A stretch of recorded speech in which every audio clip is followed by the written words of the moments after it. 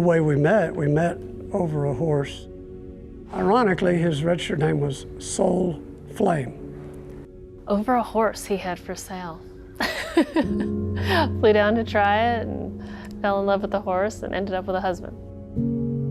We couldn't recreate that horse. We bought a lot of other horses and we're like, we're just gonna raise our own. What started with a single horse became a life partnership rooted in rodeo. In North Texas, Andrea, a barrel racer, and Jeff, a team roper, found common ground not just in rodeo, but in the animals that power the sport. Together, they built one of the most respected performance horse breeding programs in the country. Their stock doesn't just show up, it dominates. Over the past 15 years, 4 animals from their program have competed under the bright lights of the National Finals Rodeo. 2 have won world championships, and 1 has taken an NFR average title.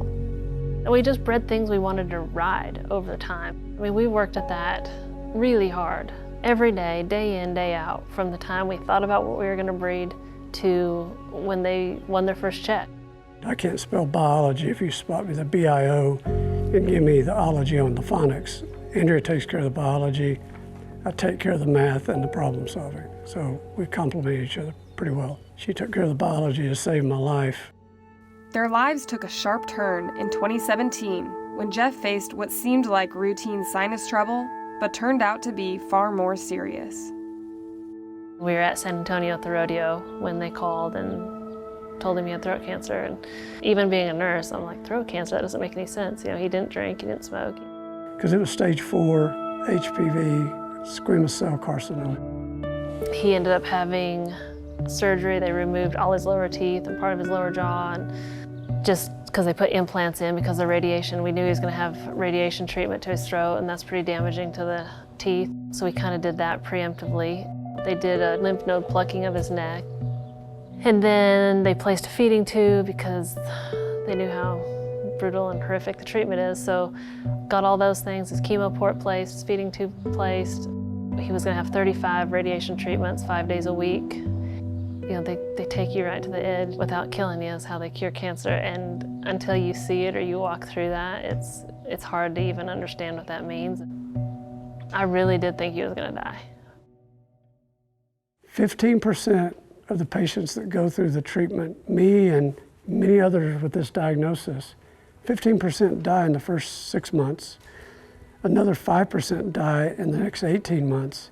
And if you live past 24 months, it has a very high 85 to 95% long-term success rate. Andrea's background in nursing and critical care became a lifeline when she spotted a dangerous infection at Jeff's feeding tube. When rushed to the hospital, the infection made his immune system so fragile, coming in contact with different nurses was too big of a risk. So his wife treated him herself in a back room. They had me accidentally in a medically induced coma. Andrea figured that out. So finally she starts pulling fentanyl patches off of my arm, refuses the Oxycontin, oxycodone meds they were giving me, I think every 4 or 6 hours on top of the fentanyl. Andrea is clearly the one that saved my life in that hospital. We ended up leaving the hospital a couple days later, and his white blood cell count had started to come up, and then it was just a long, hard road of recovery.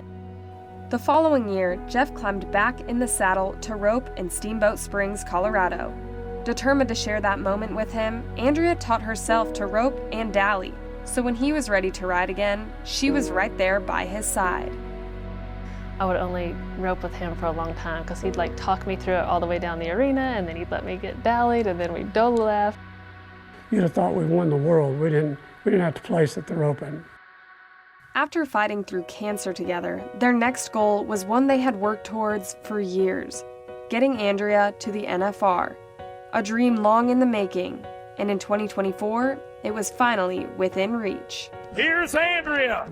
That year was the first year I had time where I wasn't having to dedicate every day or part of every week to being grounded near wellness providers. And I went out with Andrea to the winter rodeos. She was struggling a little bit. I took a whole different approach that year, and recognized she needed to understand how much her horsemanship and her riding and her knowledge had improved over the years, to have confidence and have a positive influence around her. Last year, he got in the truck with me went to California and never got out. Having somebody in your corner that is just as invested as you are, and he knows me and he knew my horses, and he was just such a driving force. I'm so grateful that God's timing truly is perfect. He's still here. He gets to go with me. In 2024, Andrea made her long-awaited debut at the NFR. When the moment came, it was Jeff who led her down the alleyway at the Thomas & Mack. Andrea won the average and set an average record for all 10 runs made on the same horse. Andrea Busby is doing everything it takes to have another clean run. She's wanting to get something done in that average. Let's keep the barrels up. Great run by Andrea Busby. This is going to be fast. Real fast. Woo! Andrea Busby just did it right there.